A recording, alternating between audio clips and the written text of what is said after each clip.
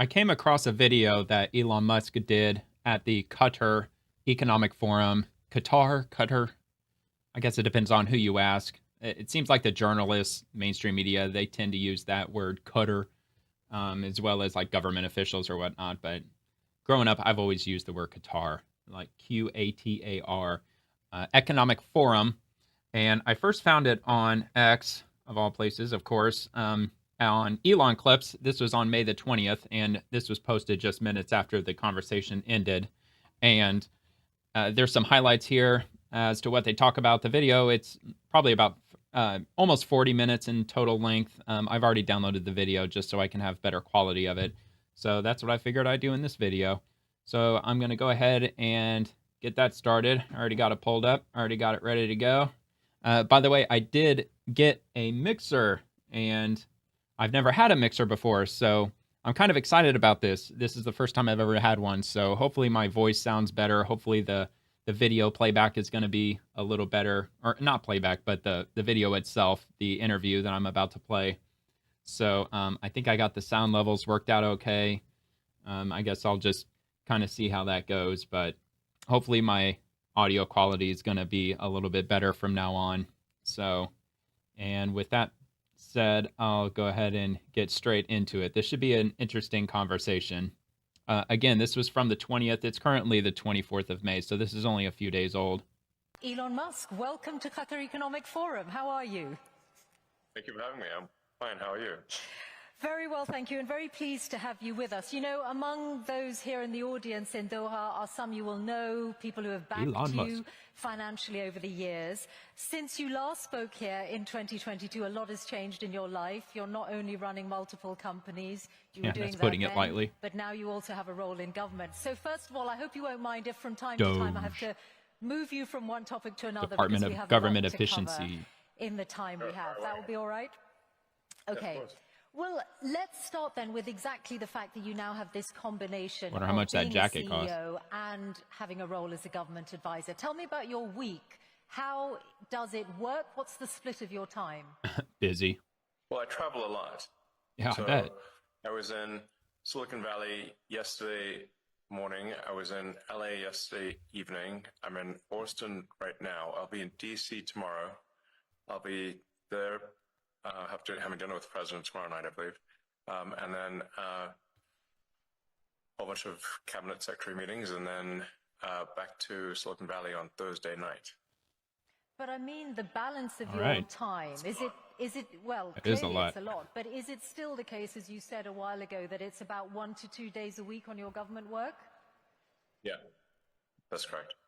Oh, okay. What does that mean for your corporate So he's not life? doing this full Because time, if we obviously. start with Tesla, the company has suffered in recent months what you've called You know, blowback. I wonder, maybe he's more of a, I mean, I doubt that he's running the whole thing. I mean, obviously he has a team of people that are running the Department of Government Efficiency, but I would assume that he's probably in more of a consultancy role or oversight. Things probably got to go through him before he moves up the chain to the White House or whoever it is that he speaks with on a somewhat regular basis. But I think I read somewhere that he's going to be dropping out of Doge pretty much any time now, right? I think he's going to be dropping out here in the next number of weeks from what I've read, because it's just probably too much to take on. I mean, he's got SpaceX, he's got Tesla, the Boring Company, if they're still doing stuff. He's got Starlink. Now he's got Doge on top of all that. And I'm sure there's other ventures that he's probably working on that I'm not thinking of. But anyway. So what is your plan for turning that around, the declining sales picture? And by what stage do you think you're going to be able to turn it around? For Tesla? Oh, it's already turned around. Give already me some turned around. evidence for that. I've just been looking at the sales figures Sorry, let me get this for out of the way. Europe in April, which show very significant Yeah, they're talking about Tesla. declines in the big markets. Europe is our weakest market. We're strong everywhere else.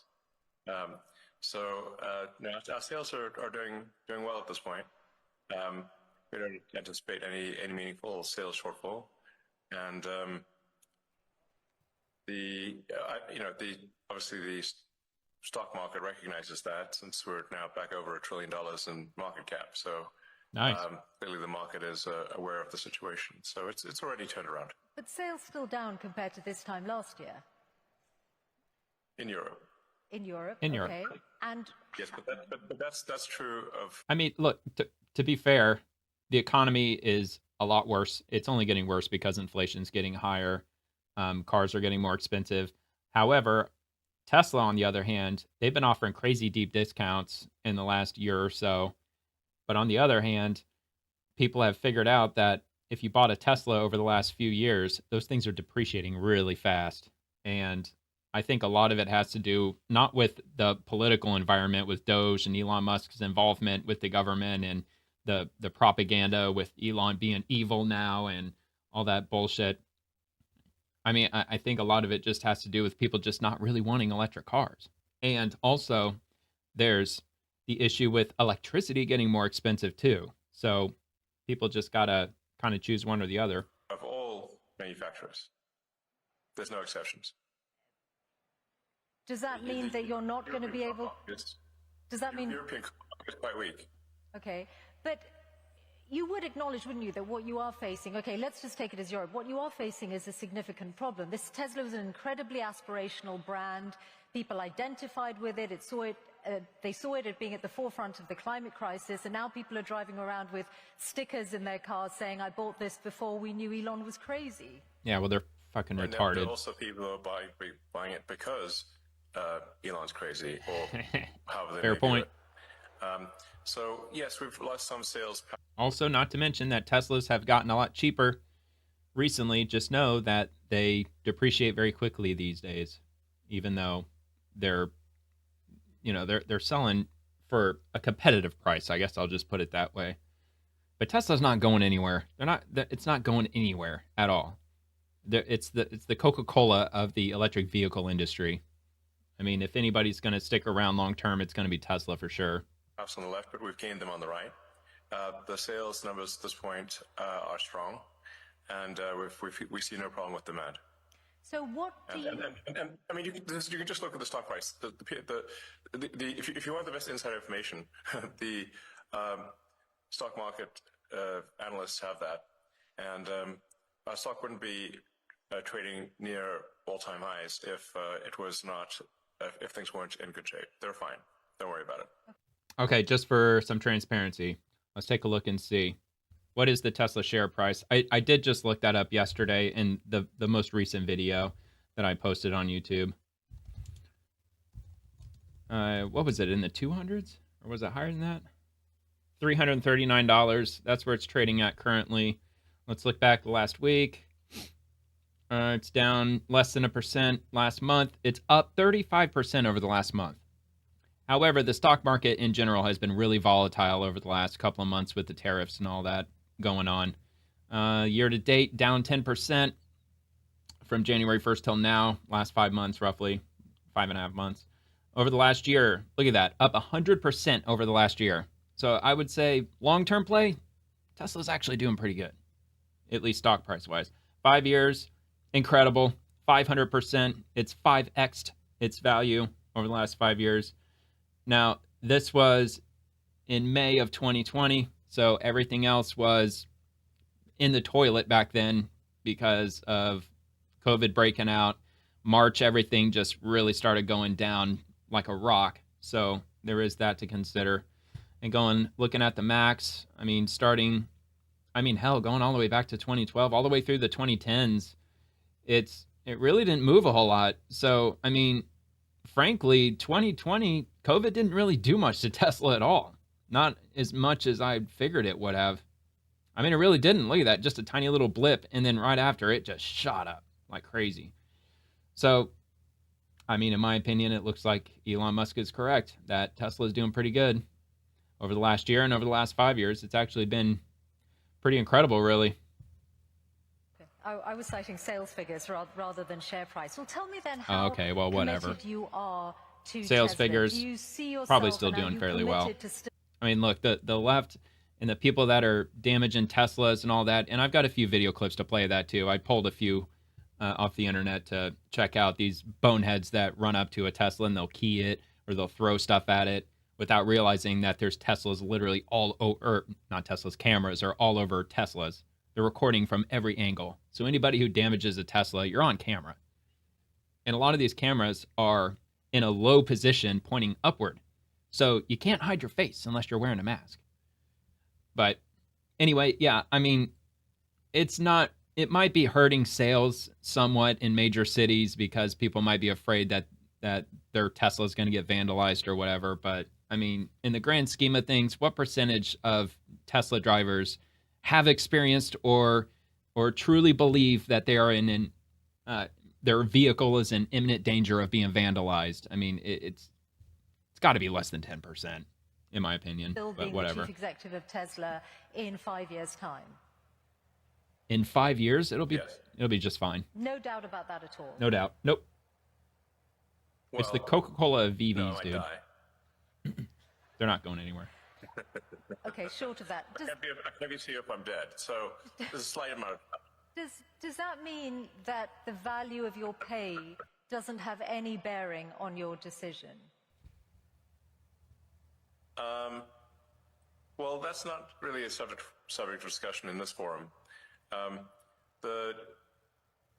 think obviously there should be compensation for, if something incredible is done, that compensation should match that something incredible was done. But I'm confident that whatever some activist posing as a judge in Delaware happens to do will not affect the future compensation. This is the judge who twice struck down the $56 billion pay package that was awarded. Yeah, that's interesting. If you haven't heard about that, it looks like Tesla is going to move their, what do you call it? I don't know if it LLC is the right way to put it. They want to move their corporation, the financial aspect of it, like what gives them the corporate tax benefits that everybody receives by incorporating their company in the state of Delaware. Lots and lots of Fortune 500 companies, Fortune 1000 companies, all these big mega corporations, they incorporate in Delaware because it's just better financially for them to do so because Delaware has very relaxed corporate tax laws or something like that. But yeah, with that judge striking down his pay package, what did she say? A couple of times? Yeah, they're still giving it serious consideration or they've already made the final decision that Tesla's pulling out of Delaware. They're going to reincorporate in another state. I think they said they were going to go with Texas. But yeah, that's really interesting. And Delaware is kind of freaking out about that because it only took one activist judge to kind of light a fire under the asses of a lot of corporations. And they're reconsidering maybe Delaware isn't the best place to keep our company incorporated. So I don't know. We'll have to see how that plays out in the near term. I think the value on the current value of stock options. Yeah. Not a judge. The activist who is cosplaying a judge in a Halloween costume. Okay, that's your characterization. I think on the current value of stock options, I think the actual justice according to the law.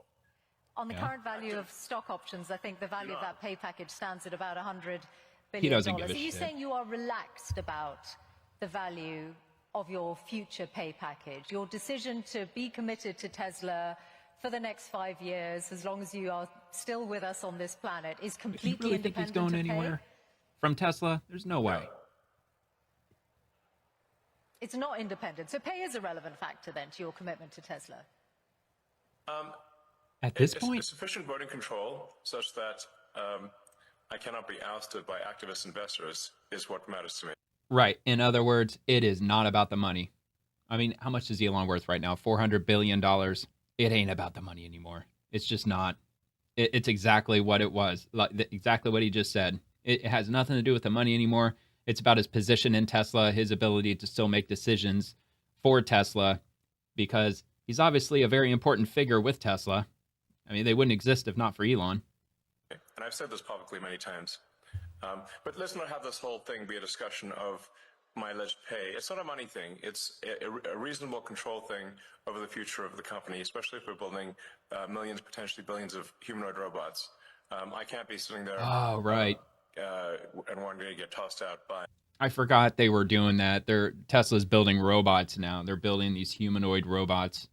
I don't know how tall they are, but they look like they're at least, what, 5'6", maybe 5'10", 6 foot, possibly. I've seen a few videos of them. It looks cool. It also looks really dystopic. I'm not so sure if I like the idea of people walking around with Tesla robot companions, but I mean, to each his own, I guess. For political reasons by activists. That would be unacceptable. That's all that matters. Now let's move on. Okay, well, just one question. Let's move on. Well, Ooh. Let's move on, lady. one question before we move on to other companies, which is that I wonder if some of what has happened to Tesla in the last few months, did you take it personally? Yes. Move on. And did it make you regret any of, or think twice about your political endeavors?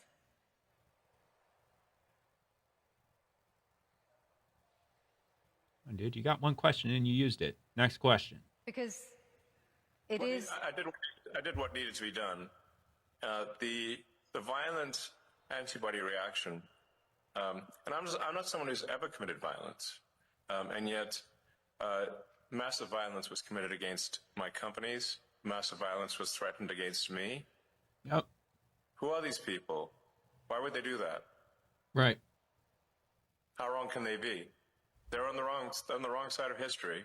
Amen. And that's an evil thing to do. To go and damage some poor innocent person's car. Mm-hmm. To threaten to kill me. What's wrong with these people? Yeah, and apparently, I don't know how true it is, but apparently anytime Elon's out in public, he's wearing a bulletproof vest these days. That's what I've read. I don't know if that's actually true or not, but that's what I've heard. And he's absolutely right. These people are fucking insane. For him to work with President Trump to roll out DOGE, the Department of Government Efficiency. I mean, the acronym, of course, DOGE, Dogecoin. He likes the whole meme game. But it's a force of good. It's for government accountability.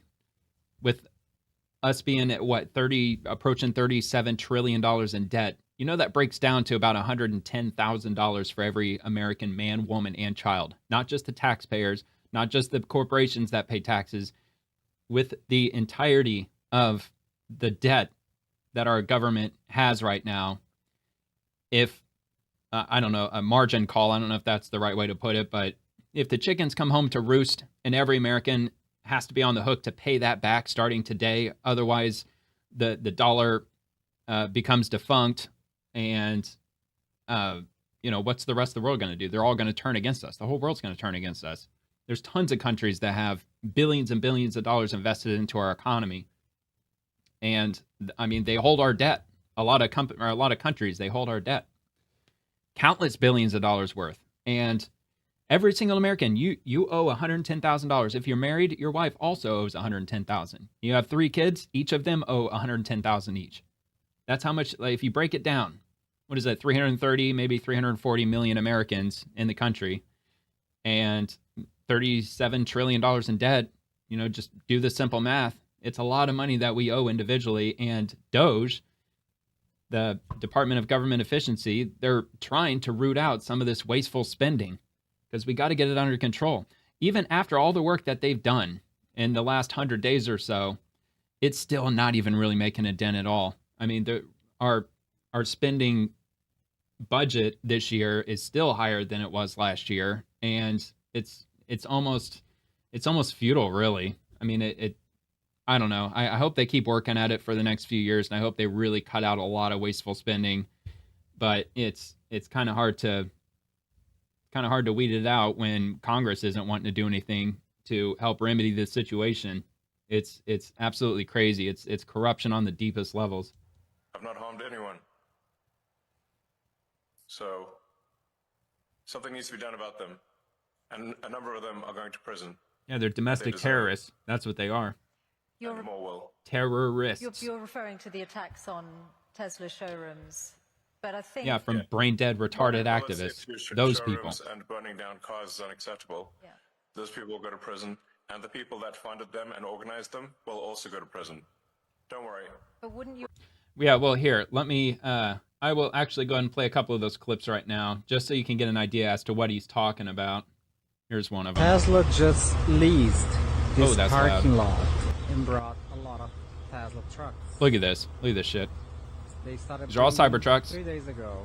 Spray painted. But look what happened. Fuck Elon. They vandalized. Fuck Elon. On all these the Cybertrucks. All these new Cybertrucks. All the Tesla trucks. This is what he's talking about. And this is just one piece of empty for the years. situation. Is vandalizing Tesla Teslas. just They're also Some ridiculous. firebombing dealerships, smashing windows at dealerships. That's one. Here comes another one. This asshole here. Yeah, you're Elon Musk, huh? Freaking Rocket Man? How about F you? F you like you're screwing us. As his car is driving away. Fucking asshole.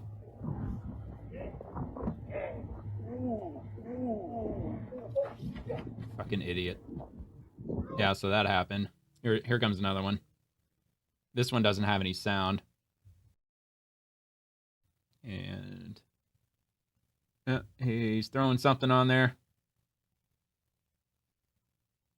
It's like a kid, but I doubt it. Ooh, turn the mirror. That really did a number.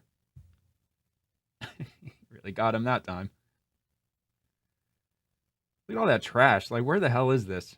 Probably Portland. Probably somewhere out west. Oh, he's coming back for more. It's time to take out the trash. Here, take that. Take that, Tesla. Take that, Cybertruck. Here, have some trash. Here, have some. Here, you want some more? Oh, it did so much damage. Oh yeah, let's shove a piece into the rim. What an asshole. Get back on your stupid little scooter. Run back home to mommy. Run home to mommy. Enjoy that stupid little scooter. Dick. So, was that the last? No, here's one more. Keyed it. And he got his face, obviously. I'll show that one more time. Boom. I think this dude actually got arrested, though. Matter of fact, they probably all did. I'm almost positive I did see that dude end up getting arrested for that, because these cameras, they're at these angles on these vehicles where you can just plainly see their faces. So anyway, I'll get back to this. I know. Here, let me get back. Out here? To what I think they so. saw you say or do politically. Well, it's certainly fine to object to political things, but it's not fine to resort to violence and hanging someone in effigy and death threats. That's obviously not okay. That's absurd. That is in no way justifiable at all, in any way, shape, or form. And some of the legacy media nonetheless have sought to justify it, which is unconscionable. Shame on them. Yeah, absolutely. They're enabling it, if anything, as they have for the last 10 years. Not just against Tesla, but all kinds of shit. That the future of warfare is AI and drones. And obviously defense is an increasingly booming sector with the state of the world at the moment. Do you see SpaceX moving into weaponized drones? Interesting. Weaponized drones? SpaceX? I don't think anybody's asked him that You before. certainly ask interesting questions that are impossible to answer. So it's not a no. SpaceX it's the space launch leader. So SpaceX doesn't do drones. SpaceX builds rockets, satellites, and internet terminals. Yeah, exactly. Like drones fly in the atmosphere, lady. They're not orbiting in space. At least not right now. I mean, maybe they are. I mean, I don't know. I mean, who knows what the federal government's capable of doing? I mean, even if they were, you really think he'd be allowed to talk about it? I mean, there might honestly actually be certain aspects of SpaceX that may involve certain top secret clearance that Elon probably doesn't even have access to, because they do work with the government. They launch top secret satellites for sure. And plus there's the Space Force. Who knows what the Space Force is doing? But I really doubt that they've got freaking drones in orbit. But, I mean, he doesn't have a crystal ball, though. And even if that was on the table, you really think he'd be able to talk about that? Especially at an economic forum in the Middle East? I doubt it. So SpaceX has a a very dominant position in space launch. So of the mass launch to orbit this year, SpaceX will probably do 90%. Wow. China will do the half of the remaining amount, so 5%, and the rest of the world, including the rest of the US, will do about 5%. So SpaceX will do about 10 times as much as the rest of the world combined, or 20 times as much as China, and China is doing actually a very impressive job. The reason for this is that we are putting into orbit the largest satellite constellation the world has ever seen by far. So I Is think that Starlink? at this point, about maybe approaching 80% of all active satellites in orbit are SpaceX. Holy And shit. they're providing high bandwidth global connectivity throughout the world. In fact, this connection is on the SpaceX connection. Right. So I think this is a very good thing because it means that we can provide low-cost, high-bandwidth internet to parts of the world that don't have it or where it's very expensive. And I think the single biggest... Before they get into that, I will actually show this. As far as SpaceX building weapons, this is on the Brave browser through its AI-generated bot. It did pull from 6 sources: Wikipedia, Business Insider, Futurism.com, AustinVernon.site, not familiar with that, Observer.com, SpaceNews.com. So it pulled from some decent websites. So anyway, it says that SpaceX is collaborating with the U.S. military to develop a rocket capable of delivering weapons anywhere in the world within an hour. Now, it's the rockets. It's not the weapon itself that they're building, at least according to this. It's the delivery vehicle. This project aims to transport up to 80 tons of cargo and weaponry at ultrasonic speeds of up to 7,500 miles an hour, which is 15 times faster than existing aircraft like the US C-17 Globemaster. In addition to this rocket project, SpaceX has been involved in other military initiatives. For instance, the company has been working on a program called Starshield, which may include satellites equipped with interceptor missiles, hypersonic projectiles, or directed energy weapons. SpaceX president and COO Gwynne Shotwell has indicated that the company would be willing to launch weapons for the defense of the United States. It's kind of an ironic last name. SpaceX's involvement in military projects extends beyond just rockets and satellites. The company has also been awarded contracts to build missile tracking satellites and to manufacture satellites for a new military navigation network. These developments reflect SpaceX's growing engagement with military partnerships and its role in advancing military technology. So let's continue. Thing you can do to lift people out of poverty and help them is giving them an internet connection. Because once you have the internet connection, you can learn anything for free on the internet, and you can also sell your goods and services to the global market. I mean, yes, you can learn for free on the internet. However, at the end of the day, you still have to pay for the internet. You have to pay for the connectivity. Although Starlink has done a ton of is charity work the right word for it, especially during natural disasters, times of emergency, especially with Hurricane Helene, when it wiped out regions of, Western North Carolina, Eastern Tennessee, where it got flooded out beyond belief, and people were stranded out there for freaking months, man. I mean, I hope that's pretty much been drawn to a close. I haven't really heard anything about that recently, but I know they had one hell of a brutal summer. I mean, people sleeping out in their tents. It was crazy, but they provided Starlink to those regions, to anyone who I assume would just put in a request for it just so they can get connected. But they were setting up these Starlink stations that I believe were providing internet services to anybody who had a smartphone in the area, that they were able to use that to connect to Starlink, and then, i.e. the internet, so they can let family know that they're safe and still have a means of communication.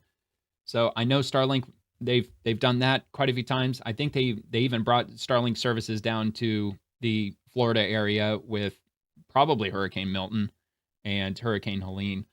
But not just here in the U.S., but in other regions in the world, they've brought Starlink. I know with Ukraine, with the Ukraine conflict, I believe that Starlink was involved with providing internet services to at least, I believe, the public in regions of Ukraine.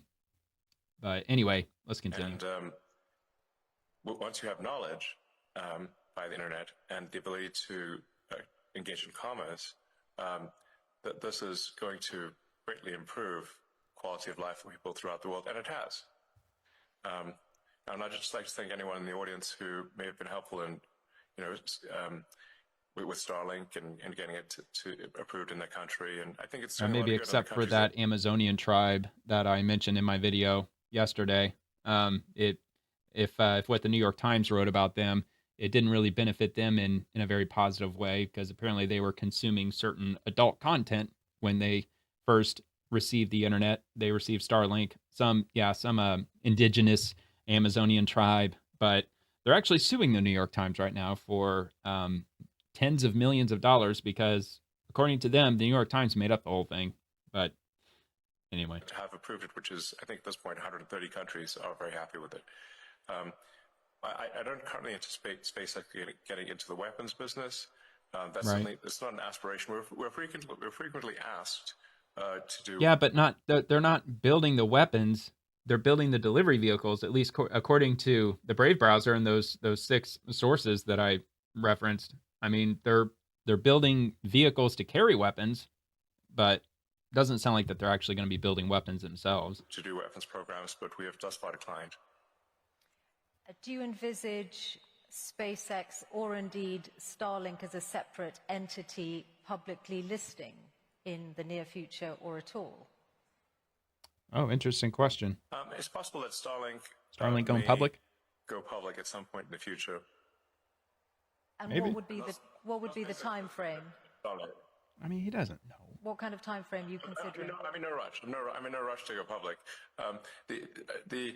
Public is, I guess, a way to potentially make more money, but at the expense of a lot of public company overhead and inevitably a whole bunch of lawsuits, which are very annoying. Yeah, I can imagine. Something needs to be done about the shareholder derivative lawsuits in the U.S. Because it allows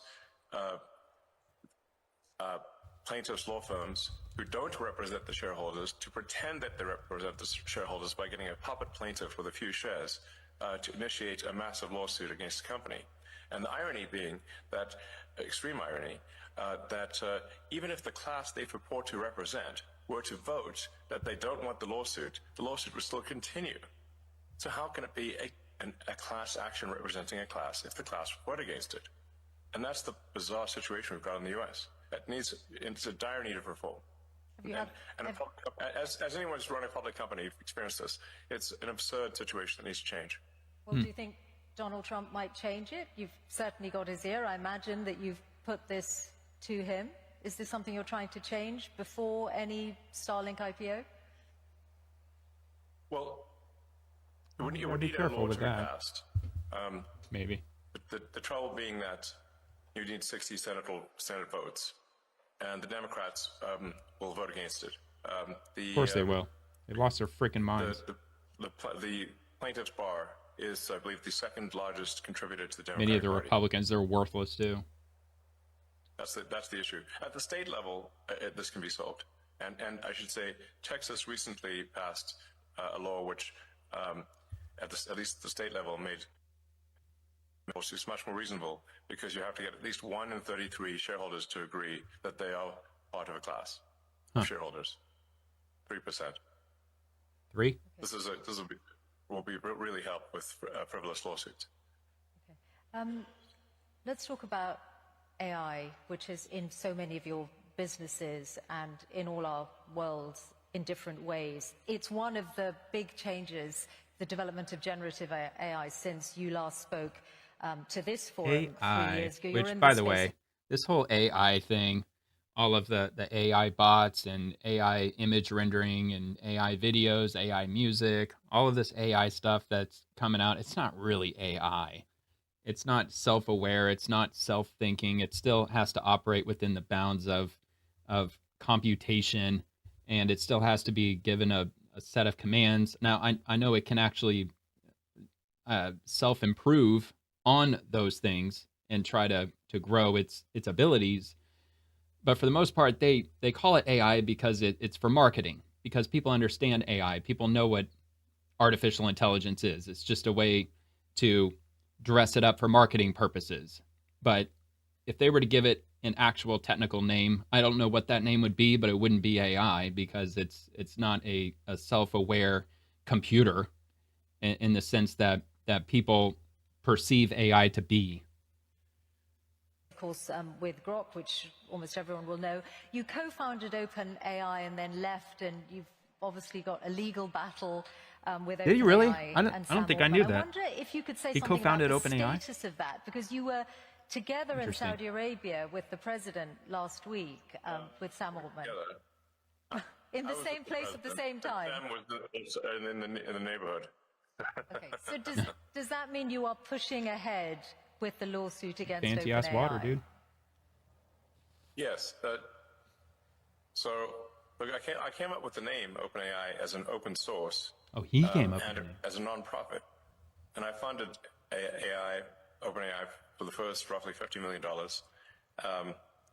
and it was intended to be a nonprofit open source company, and it started now that way. they're trying to change that for their own financial benefit into a for-profit company that is closed source. So this would be like, let's say you funded a nonprofit to help preserve the Amazon rainforest, but instead of doing that, they became a lumber company, chopped down the forest, and sold the wood. Oh, wow. You'd be like, wait a second, that's not what I funded. Holy shit. That's OpenAI. They've made some changes to their... Yeah, so before they get any further with that, I actually have this as well. OpenAI becoming closed source, which is exactly what they're talking about. They announced in 2019 that they want to become a for-profit company. So OpenAI, which was initially founded as a nonprofit research organization, has shifted to a for-profit model and adopted a closed source approach to its AI technology. This transformation was driven by the need for financial resources to compete with other tech giants and to fund further AI research and development. OpenAI's decision to become a for-profit company was announced in 2019, and the company has since entered into multi-billion-dollar partnerships, such as one with Microsoft, to accelerate its growth and innovation. The move to a for-profit model and closed-source technology has been met with criticism from some quarters. Critics argue that this shift contradicts OpenAI's original mission to ensure that AI benefits all of humanity and is developed in an open and transparent manner. OpenAI's closed-source approach limits the ability of other developers and researchers to build upon and improve its AI models, potentially stifling innovation. Despite these criticisms, OpenAI continues to justify its actions by emphasizing the need for significant financial resources to advance AI research and development. The company's recent funding round, valued at $300 billion, underscores the substantial financial backing required to sustain its operations and future projects. I mean, yeah, with all that said, it's still not a good idea for... I mean, dude, it's called OpenAI. Open. It's open to the world. It's open source. I'm sure that's what it's supposed to be. And when they close it up like that, I mean, the public can't see what's going on in the background. That opens the door to certain potential activist employees manipulating certain algorithms that can push a political narrative onto the public extremely subtly, because it's AI, it's next level, it's smart, and it might, it might frame answers in a certain way that tries to steer you toward a certain political direction, which we all know generally turns people over to a left-leaning direction. Because, I mean, a lot of scientists, computer scientists, college graduates in general, I mean, they go through college just hearing a lot of, especially these days, a lot of political ideology, and it's not right-wing political ideology at all. It's just getting further and further left, and it's at the point now where, I mean, yeah, college graduates are coming out saying that they hate America and let's burn down Teslas and all that bullshit. So anyway, corporate structure, though, haven't they, since in recognition of what you've said? And No, that's just what they told the media. okay. It's funny how blunt he is sometimes. They have partly just short and to the back point. Their plan to restructure the business. I guess that's made no difference to how you feel about it. So you determined to see them in court? Of course. Okay. Well, Really? that's certainly going to be one to watch. I also wanted to ask you about AI and regulation, because when you were here last talking to John Micklethwaite, you had some pretty strong words about the risk that AI poses, and you said that you really felt what the US was missing was a federal AI regulator, that something along the lines of the Food and Drug Administration or the Federal Aviation Administration. Now, you're clearly now in a zone where you're Well, I mean, to be fair, the federal government moves very slowly, and Congress can't be really relied on when it comes to oversight and regulation, especially with regard to technology, because these old ass congressmen and women, they don't understand technology.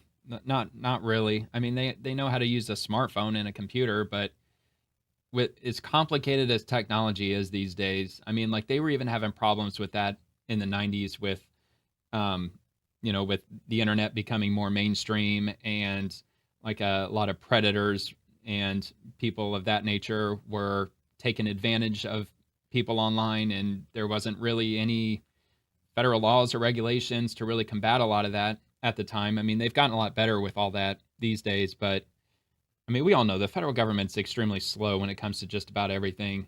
And I mean, yeah, I would say ultimately something with regard to all this AI business probably needs a regulatory body of some sort. But of course, that would mean expanding the federal government just a little bit more. And I mean, I don't like the idea of that, but I mean, we can't. I don't know. It's kind of like the argument with cryptocurrency too. I mean, if it continues to be unregulated, which I think is a great thing on one hand and not such a great thing on the other hand, because a lot of money laundering and rug pulling schemes where people pump up a certain cryptocurrency and they tell all their fans to go buy it, and as soon as they do, they yank everything, the creator or the influencer or whoever you want to call them, they yank out everything that they had put into it while the price is high, and by doing so, it crashes the price and everybody loses money but them. And that happens over and over again, and nobody seems to be getting in trouble when it comes to that. I mean, it's happening time and time again. But all right, anyway. More on the cutting Moving regulation on. side than wanting new regulators. So has your view No changed tangents. on the need for an AI regulator? Well, it's not that I don't think there should be regulators. You can think of regulators like referees on the field in sports. There should be as long as they stay non-biased, but that you shouldn't have so many referees that you can't kick the ball without hitting one. Yeah, very true. So in most fields in the U.S., the regulatory burden has grown over time to the point it's ridiculous. Where it's like having more referees than players on the field. I mean, if you ever wondered why it takes 10 years for a freaking bridge to get constructed in your local area, or if they're redoing a section of interstate highway or whatever, and it takes years and years for them to completely finish it, that's a lot of the reason. A lot of government red tape and permits and regulations and budgets and funding and this, that, and the other. It's ridiculous.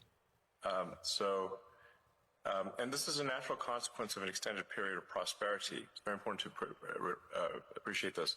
This has happened throughout history. When you have an extended period of prosperity with no existential war, there's no cleansing function for unnecessary laws and regulations. So what happens is that every year more laws and more regulations are passed because legislators are going to legislate, regulators are going to regulate.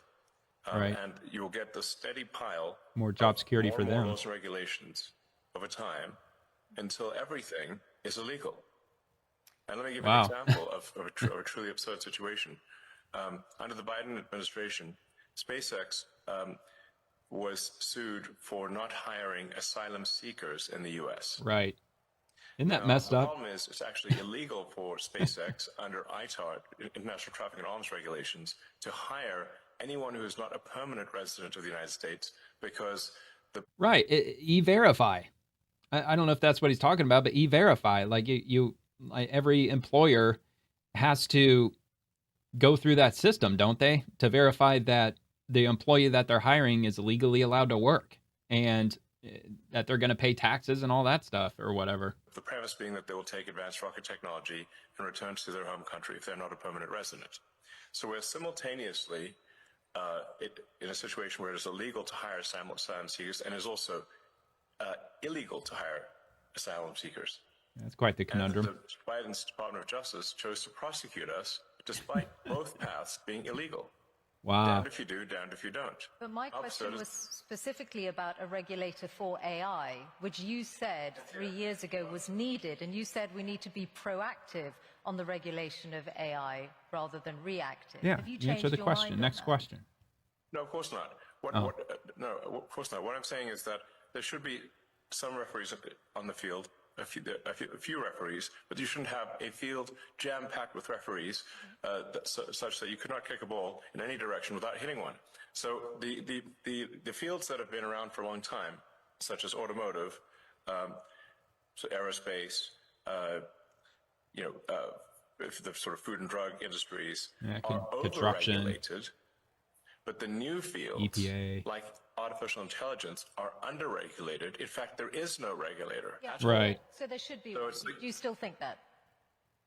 Yes, I'm simply saying, which I think is just basic common sense, that you want to have at least you want to have a few referees in the field. You don't want to have an army of referees, but you want to have a few referees on any given field, in any given sport, or even any given arena, industrial arena, to ensure help that public safety is taken care of.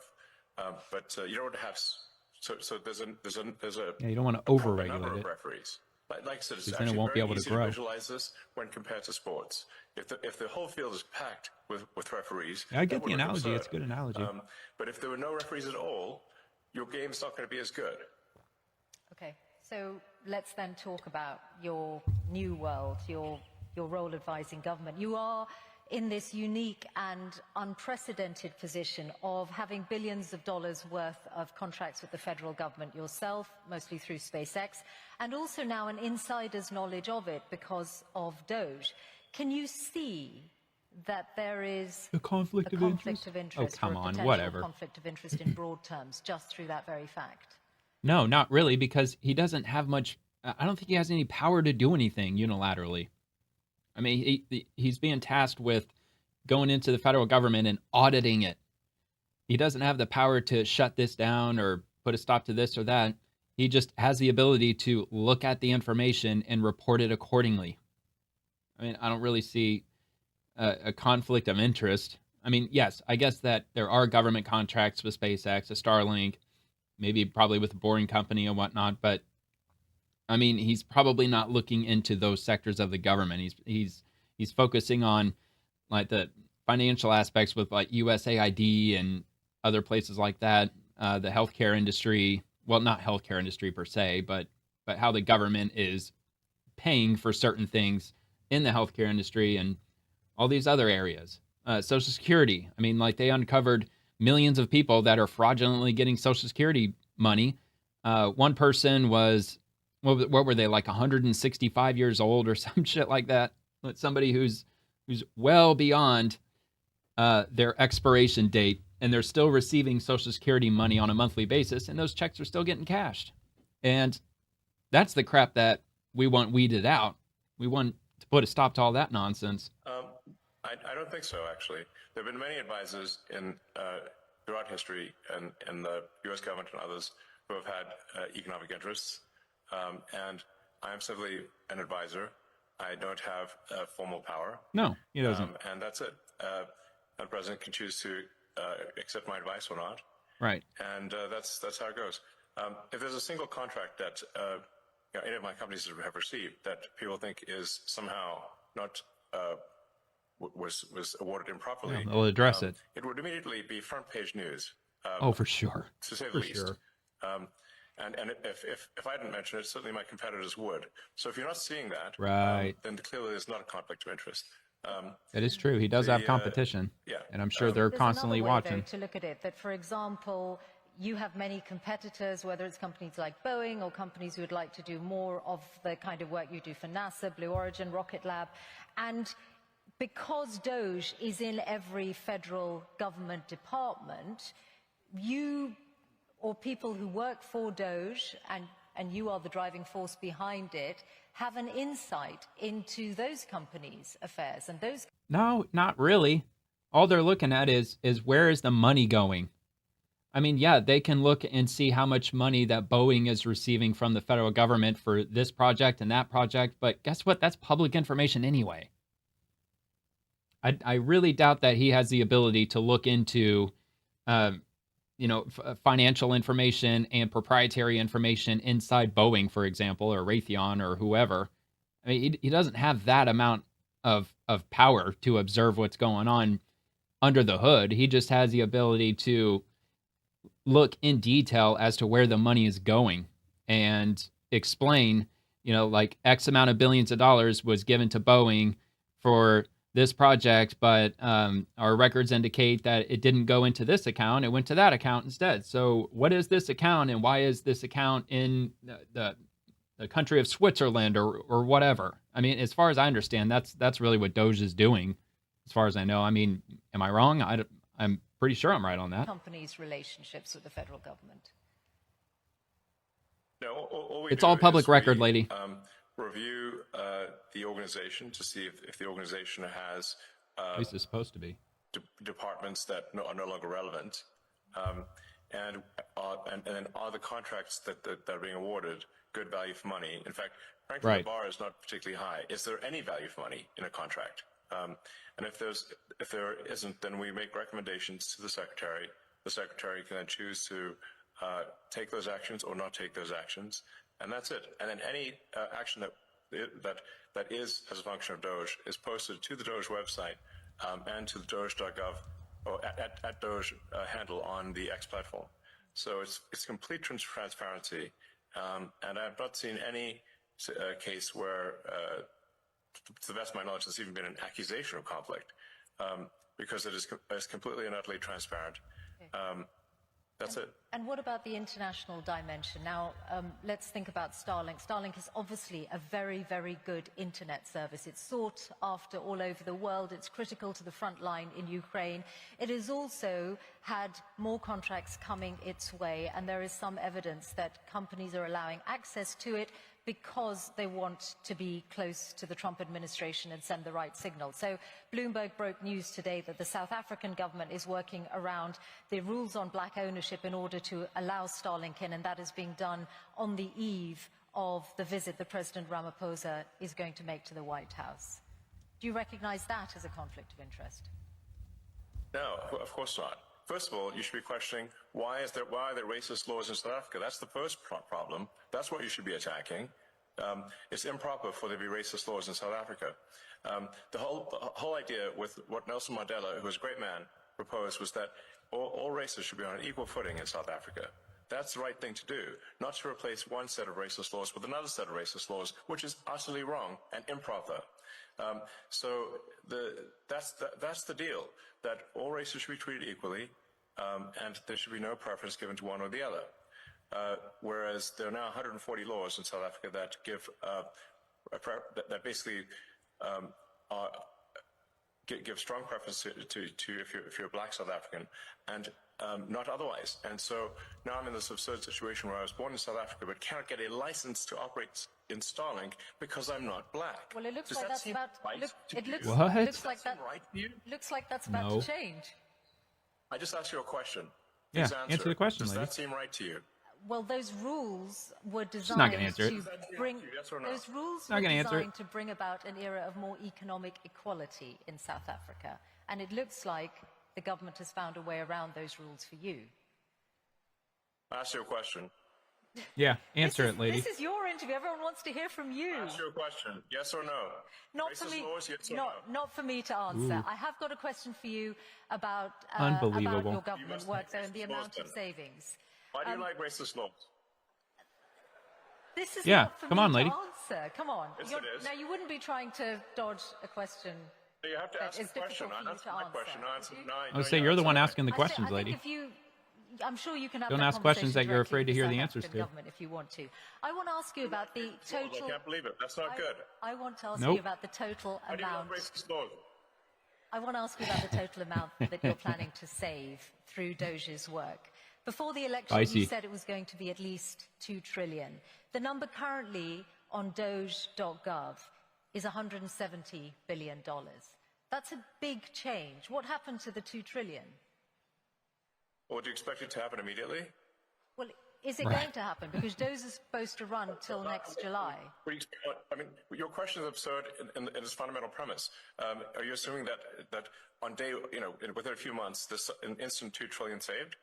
No, I'm not at all. I'm just asking, is that still your aim then? Yeah, they have Is to it roll still it your back. aim to get to 2 Given the trillion? amount of time? You have to claw the money back. Have we not made good progress given the amount of time?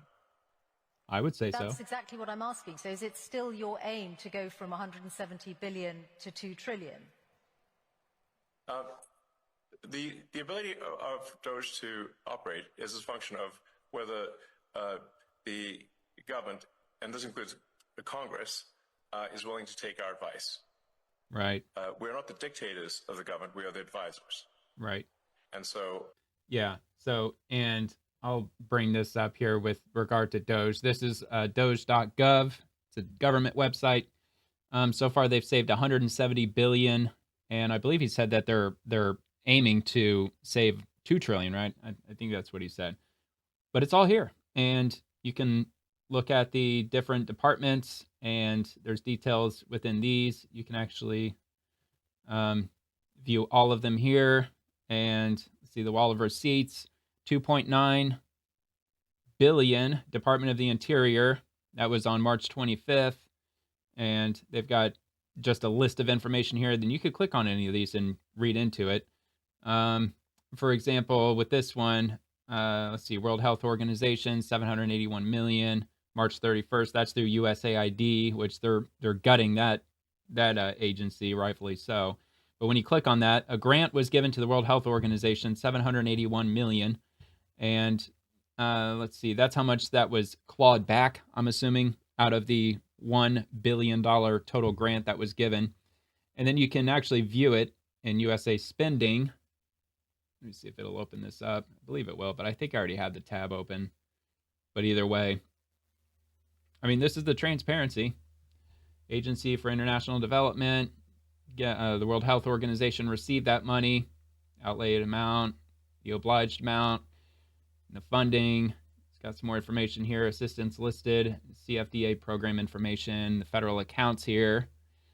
Yeah, and these are, I'm assuming, the transactions that were made under that funding. Global Health Programs State. So you click on that.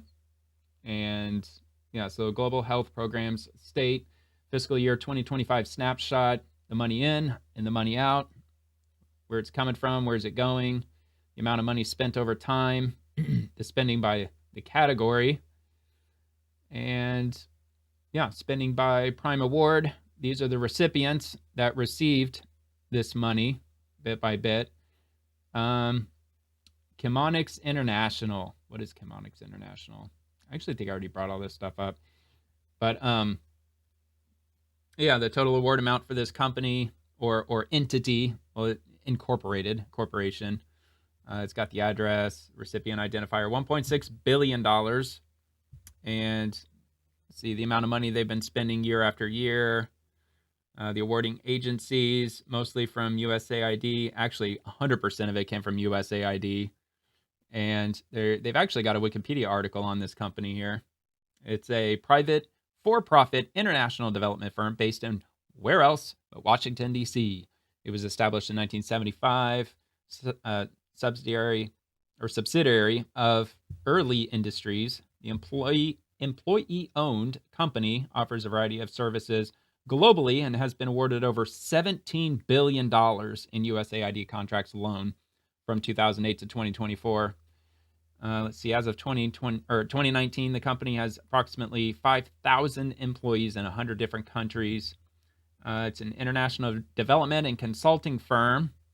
It's received some of the largest U.S. government aid contracts supporting agriculture, conflict and crisis. I don't know what that means. Democracy, what does that mean? They're spreading democracy. Economic development, education, energy, governance, healthcare, supply chain, international trade, microfinance, whatever that means, sustainability, whatever that means, water, welfare reform, youth programs. And I mean, I'm sure a lot of this is probably wasteful spending. I would not be surprised if you actually read deep enough into this company. It's probably a lot of activism, to put it lightly. But yeah, but anyway, like just going to Doge's website, I mean, they're making themselves as transparent as can be. At least they appear to be. I mean, you can go into their savings tab, you can go into the payments tab, the spending, the workforce, the regulations. So it is a .gov website. So, I mean, all of this is supposed to be public record anyway. Everything that Doge is looking into, the financials and all of that, it's all supposed to be transparent public record that's available for any person to view on the internet from the comfort of their own home to see where your tax money is going. And they're trying to claw back a lot of this wasteful spending from companies like the one I just showed. We can advise, and the progress we've made thus far, I think, is incredible. The Doge team has done incredible work. $170 billion as of today. The magnitude of the peanuts. savings is proportional. It's not enough, to in the my support opinion. We get from Congress and from the executive branch of the government in general. So we're not the dictators; we are the advisors. Right. But thus far, for advisors, the Doge team, to their credit, has made incredible progress. You've talked about $4 So far? billion a day being saved, but that won't get, which is, and I think everyone can agree that combating waste and inefficiency in government is a very good thing. But if you add that up, it's not going to get to $2 trillion over the lifetime of Doge. It might. I'm sorry. The $4 billion a day, if Doge is going to run till next July, is not going to get you to $2 trillion. But you still say it's your aim, so we'll take that as read. A matter of fact, lady, if it's $4 billion a day, $4 billion a day over 365 days, that's $1.46 trillion. And if it's over the next 2 years, matter of fact, it'd be more than $2 trillion, unless I'm not doing my math right. 2.9 trillion. So matter of fact, they'd be saving 3 trillion, not 2 trillion. If that number is accurate, that they're aiming to save $4 billion a day for the taxpayer. It ain't 2 trillion, it's 3 trillion. So what the hell is this lady talking about? Is that a girl math or something? I don't know. What am I missing? There's what Doge. I mean, I feel you're somewhat trapped in. I don't know. Maybe I'm the idiot. I don't know. NPC dialogue tree of a traditional journalist. So it's difficult when I'm conversing with someone who's trapped in the dialogue tree of a conventional journalist, because it's like talking to a computer. With an agenda. So she's got an agenda, obviously. Doge is an advisory group. Trying to frame questions and steer it the way she wants it to as go. an advisory group. The progress made thus far as an advisory group is excellent. I don't think any advisory group has done better in the history of advisory groups of the government. Now, we do not make the laws, nor do we control the judiciary, nor do we control the executive branch. We are simply advisors. Look, and I honestly don't. I'm just now looking at this. U.S. Government Accountability Office, USGAO. I think I read somewhere, the name was changed in 2004 to the Government Accountability Office by the GAO Human Capital Reform Act to better reflect the mission of the office. I mean, what is the Government Accountability Office? I mean, that sounds exactly like what DOGE is. So what the hell is this entity doing? It's an independent, nonpartisan government agency within the legislative branch that provides auditing, evaluative, and investigative services for the U.S. Congress. Okay, so I guess it's just limited to the Congress. I mean, that'd be interesting to peel back some layers as to what they've been up to. But it is the supreme audit institution of the federal government of the United States. It identifies its core mission values as accountability, integrity, and reliability. Sounds like it's in the same vein as DOGE, doesn't it? It is also known as the Congressional Watchdog. The agency is headed by the Comptroller General of the United States. The Comptroller General is appointed by the President with the advice and consent of the Senate. With the vacancy occurs in the office of the Comptroller General, blah, blah, blah, blah. So, I mean, this is happening. And look, their annual budget, $637 million. So it's probably costing more money by the taxpayer to run this agency than the amount of money that they're likely saving. But look, it says measurable benefits of GAO work totaled $214.7 billion. I mean, I don't know if that's annual or if that's been total since its founding. I'm not sure, but I just wanted to point this out that there is a government accountability office. So in case you were wondering what he meant by other entities of the government when it comes to combating fraud, waste, and abuse, I mean, I pointed to one example, and I'm sure there's others out there. In that context, we're doing very well. Beyond that, we cannot we cannot take action beyond that because we are not some sort of imperial dictator of the government. There are three branches of government that Well, yeah, they can't take action. that are to some degree opposed to that level of cost savings. But nonetheless, let's not criticize whether there's 4 trillion, and instead look at the fact that 160 billion has been saved, and more will be saved too. And as I said, I Good. think everyone can agree that cutting waste and indeed fraud in any government and being... Everyone, huh? Well, what about the people that are firebombing Tesla dealerships? What about people that are vandalizing Teslas, keying them up, smashing their windows? Because F Elon Musk. I mean, why do you think that they're taking their anger out on Teslas? Why are they so mad at Elon? Because he's working with President Trump with DOGE. And the one thing that they're doing above all else is trying to combat fraud, waste, and abuse. And once upon a time, Democrat voters, progressives, I don't know about leftists, but maybe them too. I mean, we used to all agree that wasteful spending in the government's got to stop. And there's a lot of people that lean left, at least once upon a time, who agreed that the government should be downsized. It should be smaller. It shouldn't be this giant monstrosity that it's ballooned into with 3 million federal employees, if not more than that. And it's ridiculous. But those are the people that are pushing back against it. I mean, they obviously don't want to combat fraud, waste, and abuse. They want the government to be fraudulent, to be doing whatever it is they're doing, laundering money, and certain officials and bureaucrats enriching themselves behind the scenes. I mean, the money is going somewhere, and a lot of this wasteful spending, they can't account for it. They can't account for where it is, where it went, who it went to, because it's being stolen. I mean, I think that's obvious.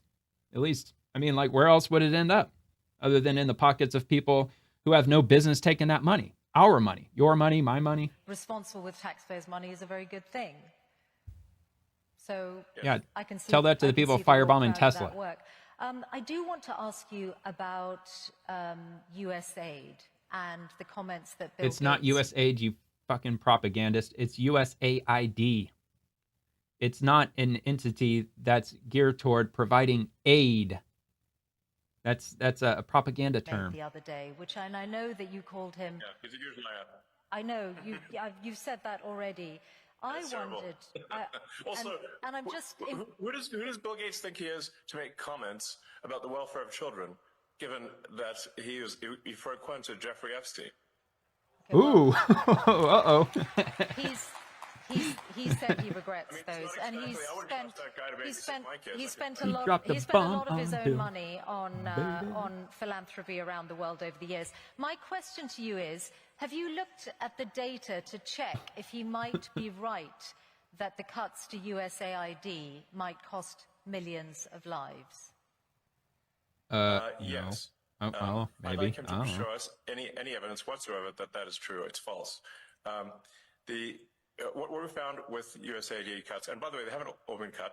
The parts of USAID that were found to be even... Is that really the argument? Like, you can't get rid of USAID because the poor children are going to die around the world. Like, millions of people could die if that doesn't happen. Like, dude, most taxpayers don't even know that the amount of money that's being sent to these nation building programs, they're not even aware of that, of the amount of money that's being thrown into these countries. And once that money winds up in certain countries, there's really no way to tell exactly where that money's going. How do we really know that if we dump $1 billion worth of money that's designed to be spent on food in insert country here, how do we know that money is actually going to end up in the hands of these private citizens that are starving and that need the money? Because a lot of that money just gets black holed into local corruption.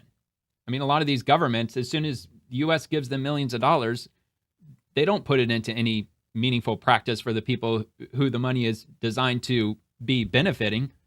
So, I mean, and plus, it's just that, like, these countries, they need to be solving their own problems instead of just constantly depending on another country to just take care of them.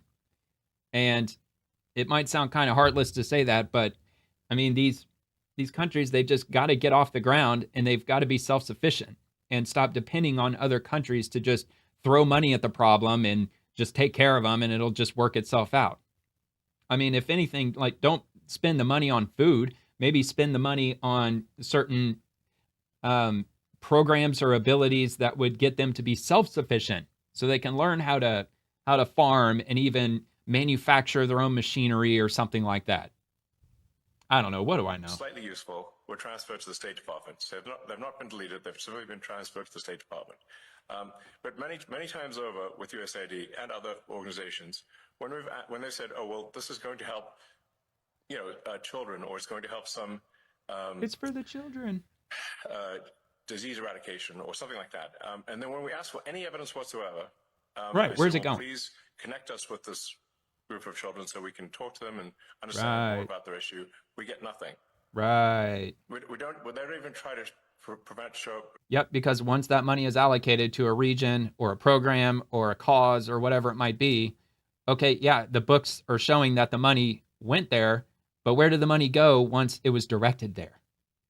It most likely ends up in the pockets of certain government officials who received those big giant checks, but they didn't disperse those funds to anywhere that they were supposed to actually solve the problem that we were putting the money toward in the first place.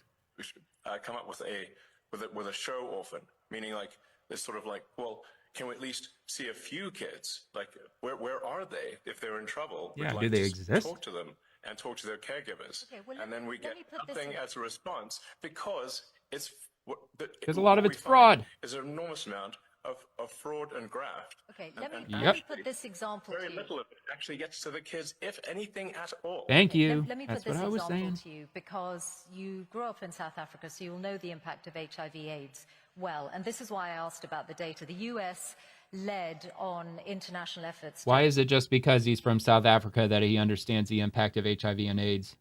What is it, like everyday Americans don't understand what HIV or AIDS is? I mean, some of us grew up in the 80s and the 90s. I mean, we're quite well aware of it. I mean, once upon a time, like when I was in elementary school, they were saying that kissing somebody who's HIV positive, they could transmit the disease, that's possible. You have to be very careful with regard to that. Even kissing. I mean, look, the whole AIDS thing was a big problem here too, just like everywhere else in the world. I'm sure it's probably more prevalent, maybe, in South Africa or other African countries than it is here. I mean, there's probably no doubt about that, but combat HIV/AIDS, treatment, prevention, and there's an initiative called PEPFAR, which is credited with saving 26 million lives in the last 20 years. It was part of the foreign aid freeze, then there was a limited waiver, but its services are disrupted. And UN aid says if permanently discontinued, there will be another 4 million AIDS-related deaths by 20. Why? They know where AIDS comes from. They know the risks of having unprotected sex with somebody. That would fall on the individual. We all know where AIDS comes from at this point, even in third world countries. They know that if you have unprotected sex with other people, that it increases the risk of getting it, or sharing needles, drugs, and all that stuff. I mean, like, why is that our responsibility to throw tons of money at a problem that these people, they're already aware of it? I mean, everybody in the world's pretty well aware of where HIV and AIDS comes from at this point. And if you just say, well, I mean, I guess I can't afford a condom, so I'm just going to do it anyway. I mean, why would that be our problem? Why would that be anybody else's problem except their own? They accept the responsibility and they got to deal with the consequences. 29. So if you look at that example, which is backed up by data, in 2023, 630,000 people died of AIDS-related illnesses. Then perhaps Bill Gates' figures are not wrong. Millions of lives could be lost. First of all, the program, the AIDS medication program is continuing. So your fundamental premise is wrong. It is continuing. Now, do you have another example? Since the one you cited, it's false. Elon, not in its entirety. That it is false. Not in its entirety. The Well, like 99% of the money is going, but like 1% was cut. So like not all of it. Like 99% of people are going to be fine, but give me a break, lady. There's a limited waiver, and UNAIDS have said that not all of the services that were previously funded by USAID are continuing. So that's why I put that example to you. Okay, well, which ones aren't being funded? I'll fix it right She won't now. answer. Okay, well, actually, they're all on the UNAIDS website, so you'll be able to see them. But mostly they are to do with Which website? Prevention, and for example, the rollout of a drug called lenacapavir, which was hailed as one of the biggest breakthroughs against AIDS for many years, which came out last year. So if you are, perhaps, I'm sure UNAIDS would be delighted if you're able to look at that again. Yes, but well, if why can't places like South Africa just fund that themselves? I mean, why? All right, fine, to be fair. But why is that our problem? Why is that the United States' federal government's problem? With all the issues that we have going on, with especially with rampant inflation, I mean, the everyday American, if you ask the taxpayer, the person who is paying for it, what would they rather have? Would they rather have these programs that are spending billions of dollars on AIDS awareness and prevention and all this, like, you know, drug use and unprotected sex business? Or would you rather that money stay inside the United States and potentially be used to combat things like inflation or the crumbling roads or whatever, you know, whatever buzzword that a politician wants to use to describe government money that could be better spent here? I mean, I think that the average tax-paying citizen would say that we probably should keep the money in-house because we got a lot of problems happening right now. in fact, this is true, which I doubt it is, then we'll fix it. Okay, fine. So finally, your political influence. I wondered whether you have decided yet how much you're going to spend on the upcoming midterms. Is it you spent a lot more money on the last U.S. election than you envisaged when you were speaking here 3 years ago? Probably won't spend that much, if any. Are you going to continue to spend Probably at that not. kind of level on future elections? Or maybe. I think in terms of political spending, I'm going to do a lot less in the future. All right. Why is that? Fair enough. Because Trump won. I think I've done enough. He got his second term. Wait, what did he say? Is it because of blowback?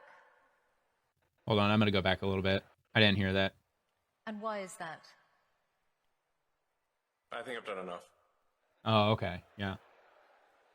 He's done Is quite a it bit. because of blowback? Probably in part. Well, if I see a reason to do political spending in the future, I will do it. I do not currently see a reason. Okay. What about political influence beyond the US? How often do you speak to President Putin? Oh, give me a break, I don't lady. speak to President Putin. Are you freaking kidding? You've never spoken to President Putin? Are they really trying to carry this bullshit Russia narrative, man? They cannot let it go. I don't even know where this lady's from, but even she's carrying that bullshit. With him once about 5 years ago. Give me a break. That's the only. Why That's the would you only. think I time. speak to President No Putin? shit.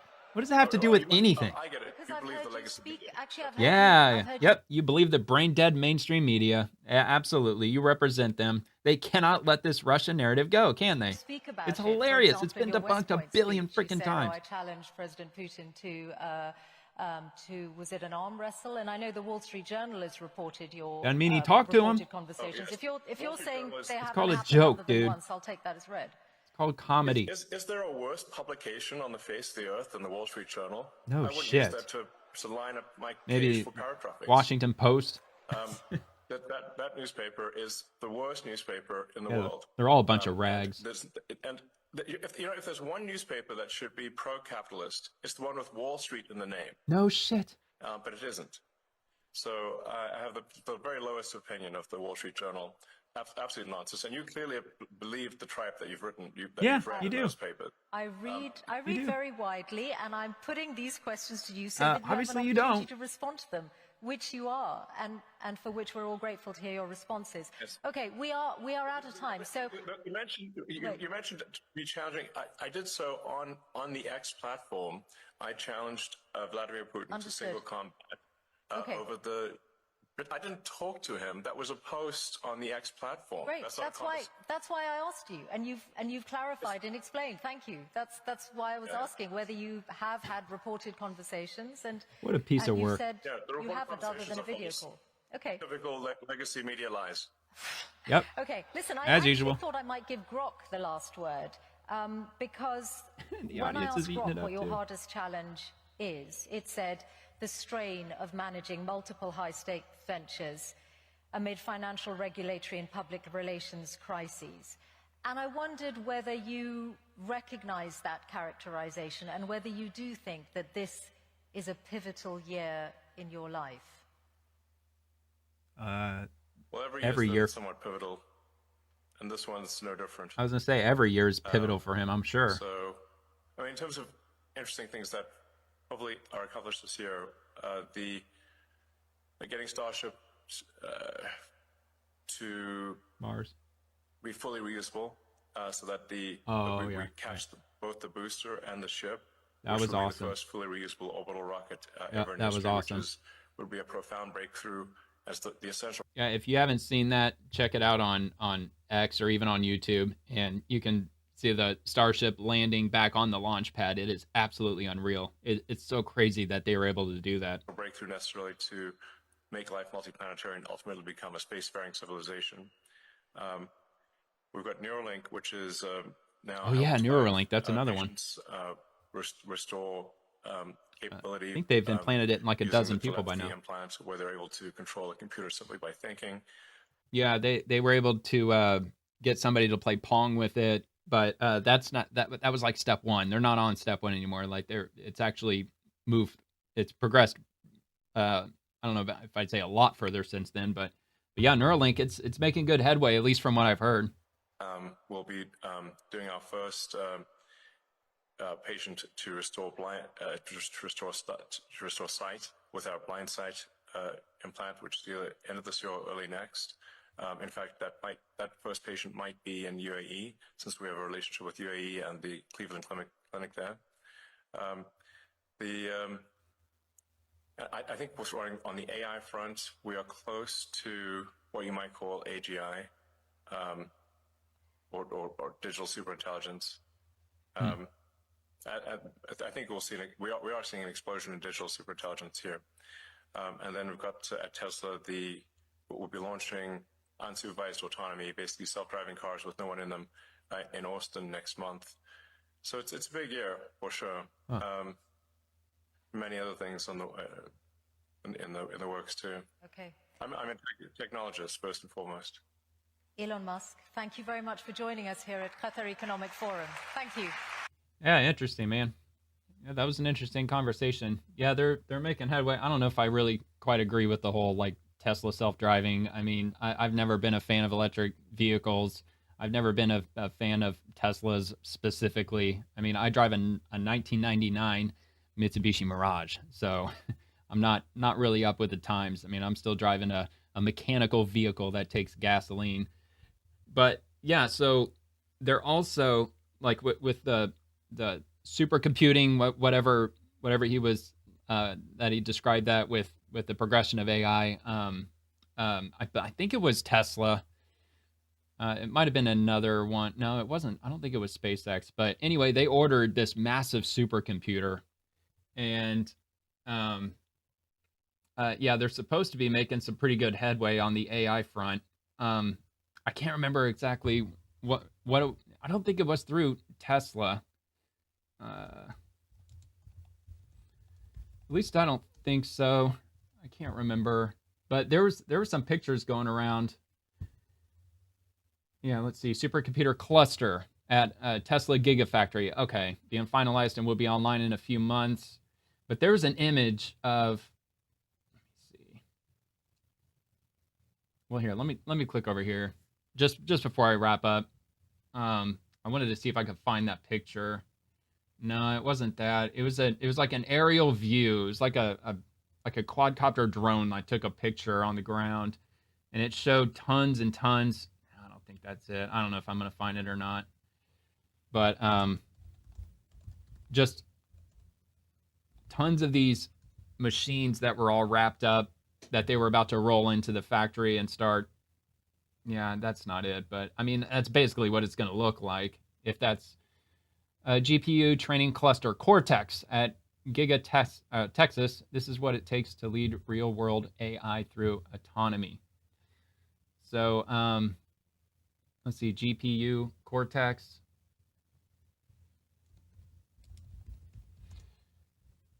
I don't know if it'll show anything else on here or not, but yeah, I'm not really seeing much. At least not what I was looking for earlier. But anyway, that's the gist of it. That was a pretty decent conversation. Wasn't too crazy about the host. I mean, she was definitely political, but what journalist these days isn't? So anyway, there you have it. See you later.